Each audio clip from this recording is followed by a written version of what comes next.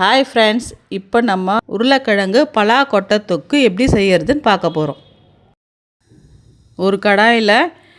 எண்ணெயை ஊற்றி கொஞ்சோண்டு சீரகம், உளுத்தம்பருப்பு, கடுகு நல்லா போட்டு பொரியட்டோன்னு ஒரு ஸ்பூன் இஞ்சி பூண்டு பேஸ்ட் நல்லா செவக்க வரட்டோன்னு, அதுக்கப்புறம் ஒரு கொத்து கருவேப்பிலை, 2 மீடியம் சைஸ் வெங்காயம் போட்டு நல்லா வதக்கின பிறகு நல்லா பொன்னிறமாக ஆன பிறகு அதே மாதிரி ஒரு மீடியம் சைஸு தக்காளி அதையும் போட்டு நல்லா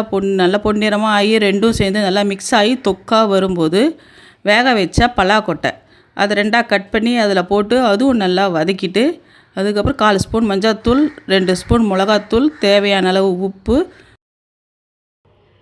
நல்லா வதக்கிட்டு, அதுக்கப்புறம்